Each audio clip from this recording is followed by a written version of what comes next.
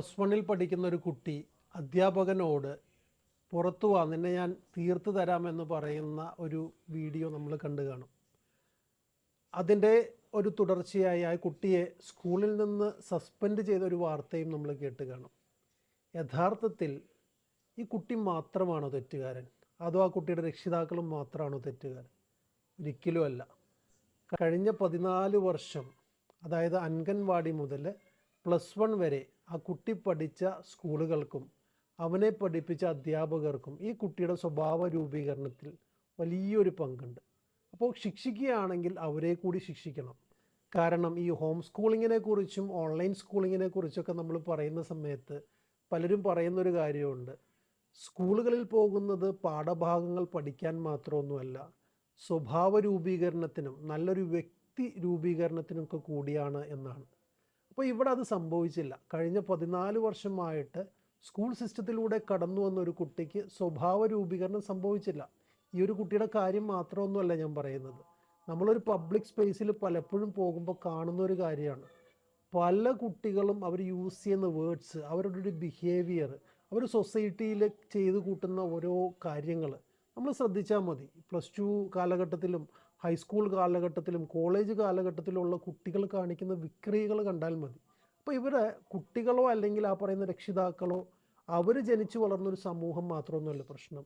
ഇവിടെ അവർ പോയ സ്കൂളുകൾ, കഴിഞ്ഞ വർഷങ്ങളായിട്ട് അവർ സ്വഭാവ രൂപീകരണത്തിന് വേണ്ടി എന്ന് നമ്മൾ അവകാശപ്പെടുന്ന അവർ പഠിച്ച സ്കൂളുകൾ ഇതിലൊരു വലിയൊരു പങ്ക് വഹിക്കുന്നുണ്ട്. ഇപ്പോൾ സോഷ്യലൈസേഷൻ്റെ പേരിൽ നമ്മൾ വിചാരിക്കുന്ന രീതിയിലുള്ളൊരു കൈൻഡ് ഓഫ് എംപവർമെൻറ്റോ ഒരു ഡെവലപ്മെൻറ്റോ ഒന്നും സ്കൂളിൽ നടക്കുന്നില്ല. ശരിക്കും സ്കൂളിലൊക്കെ നടക്കുന്നത് അല്ലെങ്കിൽ കോളേജുകളിലൊക്കെ നടക്കുന്ന ഒരു ഹരാസ്മെൻറ്റിൻ്റെ ഒരു മോഡൽ നമ്മൾ കേട്ടാൽ നമ്മൾ ഞെട്ടിപ്പോകും. നമ്മൾ ഉൾപ്പെടെ പോകുമ്പോൾ നമ്മൾ ശ്രദ്ധിച്ചിട്ടില്ല, അധ്യാപകരെ കുട്ടികൾക്ക് പേടിയാണ്. എന്തിനാണ് അധ്യാപകരെ കുട്ടികൾ പേടിക്കുന്നത്?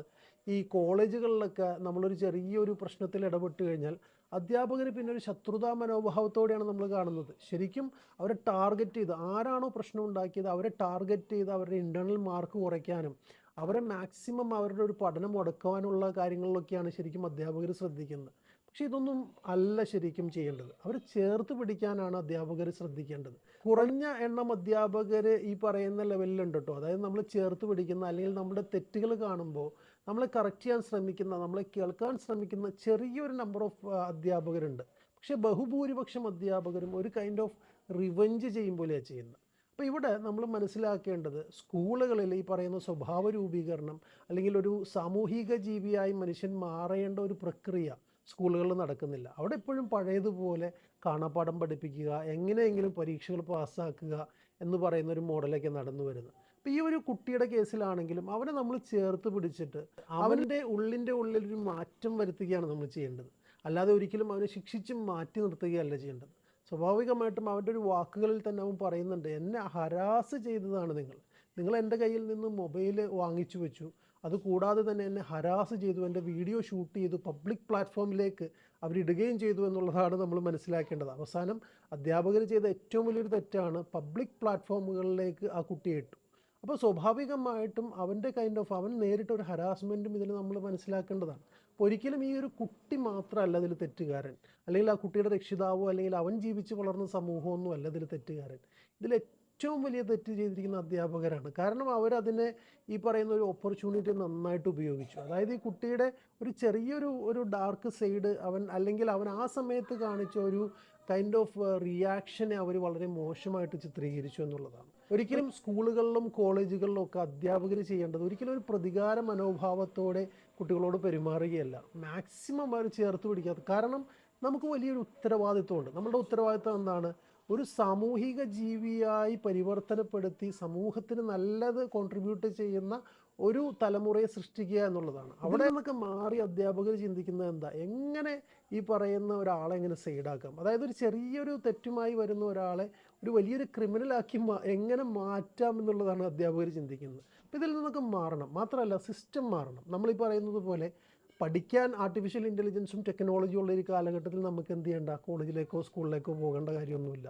നമുക്കൊരു ജോലി നേടാൻ നമുക്ക് ഈ പറയുന്ന ഡിഗ്രിയുടെയോ മറ്റ് കാര്യങ്ങളുടെയോ ആവശ്യമില്ല. സ്വാഭാവികമായിട്ടും സ്കൂളുകളിലേക്കും കോളേജുകളിലൊക്കെ കുട്ടികളെ അയക്കുന്നത് ഒരു വിശ്വാസത്തിൻ്റെ പുറത്താണ്. നല്ലൊരു വ്യക്തി രൂപീകരണം ഇവിടെ നടക്കും, നല്ല രീതിയിൽ സമൂഹത്തിന് ഉപകാരപ്പെടുന്ന ഒരു കുട്ടി വളർന്നു വരും എന്നുള്ളൊരു ചിന്താഗതിയിലാണ്. അപ്പോൾ ഇതുകൂടി നടന്നില്ലെങ്കിൽ ആക്ച്വലി നമ്മൾ സ്കൂളുകൾ അടച്ചു പൂട്ടുന്നത് തന്നെയാണ് നല്ലത്. അപ്പോൾ ഇതിന് പ്രത്യേകിച്ച് ഗുണങ്ങളോ കാര്യങ്ങളോ ഒന്നും നമുക്ക് ലഭിക്കുന്നില്ല എങ്കിൽ നമ്മൾ അടച്ചു പൂട്ടണം. അല്ലെങ്കിൽ നമ്മൾ എന്ത് ചെയ്യണം, നമ്മൾ വളരെ ഡിഫറെൻ്റ് ആയിട്ട് തിങ്ക് ചെയ്ത് ഈ പറയുന്ന ഒരു കരിക്കുലം ഓറിയൻറ്റഡ് ആയിട്ടുള്ള ഒരു എഡ്യൂക്കേഷൻ പൂർണ്ണമായും മാറ്റിയിട്ട് നമ്മൾ വളരെ നല്ല രീതിയിലേക്ക് കാര്യങ്ങളെ പരിവർത്തനപ്പെടുത്തണം. അല്ലെങ്കിൽ രക്ഷിതാക്കൾ ചെയ്യേണ്ട ഒരു ആക്ഷൻ ഉണ്ട്. ശരിക്കും കുട്ടികളെ ഏറ്റവും നന്നായിട്ട് മനസ്സിലാക്കുവാനും ചേർത്ത് പിടിക്കുവാനും കഴിയുന്നത് രക്ഷിതാക്കൾക്ക് മാത്രമാണ്. അവിടെ ഹോം സ്കൂളിങ്ങും അല്ലെങ്കിൽ ഓൺലൈൻ സ്കൂളിങ്ങും ഒക്കെ നല്ല സൊല്യൂഷനാണ്. ഒരിക്കലും ആളുകൾ പറയുന്നത് പോലെ ഓൺലൈൻ സ്കൂളിങ്ങിലോ അല്ലെങ്കിൽ ഹോം സ്കൂളിങ്ങിലോ പോയാൽ ഒരു സാമൂഹിക ജീവിയായി കുട്ടികൾക്ക് മാറാൻ കഴിയില്ല, അല്ലെങ്കിൽ പിയർ ഗ്രൂപ്പുമായിട്ട് ഇൻട്രാക്ട് ചെയ്താൽ മാത്രമാണ് കുട്ടികൾക്ക് വളരാൻ കഴിയുകയുള്ളൂ എന്നതൊക്കെ ഒരു പഴയ വിശ്വാസമാണ്. ഇപ്പോൾ സ്വാഭാവികമായും നമ്മൾ പുതിയ സൊല്യൂഷൻസിനെ കുറിച്ച് ആലോചിക്കണം. ഹോം സ്കൂളിങ്ങോ ഓൺലൈൻ സ്കൂളിങ്ങോ ഒക്കെ നടത്തി കുട്ടികളുമായിട്ട് കൂടുതൽ സമയം നമ്മൾ ചെലവഴിക്കാൻ ശ്രമിക്കണം. നമ്മളുടെ കുട്ടികളെ ഏറ്റവും നന്നായിട്ട് മനസ്സിലാക്കുന്നത് നമുക്കാണ്. നമ്മളുടെ കുട്ടികളിൽ നിന്ന് നല്ലൊരു പൗരൻ വളർന്നു വരണം, അല്ലെങ്കിൽ സമൂഹത്തിന് ഉപകാരപ്പെടുന്ന ഒരാൾ വളർന്നു വരണം എന്ന് നല്ല ഒരു ആഗ്രഹമുള്ളത് പാരൻസിന് മാത്രമാണ്. അപ്പോൾ വിദ്യാഭ്യാസവുമായി ബന്ധപ്പെട്ട ഒരുപാട് ഓപ്ഷൻസ് നമുക്ക് അവൈലബിൾ ആണ്. ഓപ്ഷൻസ് എക്സ്പ്ലോർ ചെയ്യുമ്പോഴാണ് നമുക്ക് മനസ്സിലാവുക, അല്ലെങ്കിൽ നമ്മുടെ സമൂഹത്തിൽ ഇന്ന് കാണുന്നതും കേൾക്കുന്നതുമായ കാര്യങ്ങളൊന്നുമല്ല റിയൽ ഹോം സ്കൂളിങ്ങിലും അല്ലെങ്കിൽ ഓൺലൈൻ സ്കൂളിങ്ങിലുമുള്ള റിസൾട്ട്സ്. അപ്പോൾ റൈറ്റ് ആയിട്ടുള്ള റിസൾട്ട് കിട്ടണമെങ്കിൽ, അല്ലെങ്കിൽ നല്ലൊരു പേഴ്സണലൈസ്ഡ് കെയർ കിട്ടണമെങ്കിൽ ആ ഒരു ഓപ്ഷൻസ് കൂടി നമുക്ക് എക്സ്പ്ലോർ ചെയ്യാം. നിലവിലുള്ള വിദ്യാഭ്യാസ രീതി പൂർണ്ണമായും തുടച്ചു നീക്കണമെന്നൊന്നുമല്ല ഞാൻ പറയുന്നത്. കാരണം ഹോം സ്കൂളിങ്ങും ഓൺലൈൻ സ്കൂളിങ്ങും ഒക്കെ എല്ലാവർക്കും പറ്റിയ ഓപ്ഷനും ആവില്ല ചിലപ്പോൾ. അപ്പോൾ അങ്ങനെയുള്ളവർക്ക് നമ്മളുടെ പൊതുവിദ്യാലയങ്ങൾ അല്ലെങ്കിൽ നമ്മളുടെ നിലവിലുള്ള സ്കൂളുകളും കോളേജുകളും ഒക്കെ ഒന്ന് മാറി ചിന്തിച്ചുകൊണ്ട് ഒരു നല്ലൊരു പൗരനെ ബിൽഡ് ചെയ്യുന്ന ഒരു കൈൻഡ് ഓഫ് ആറ്റിറ്റ്യൂഡിലേക്ക് മാറിക്കഴിഞ്ഞാൽ സമൂഹത്തിൽ വിപ്ലവാത്മകരമായ മാറ്റങ്ങൾ കൊണ്ടുവരാൻ ഇതുകൊണ്ട് ചിലപ്പോൾ സാധിച്ചേക്കാം.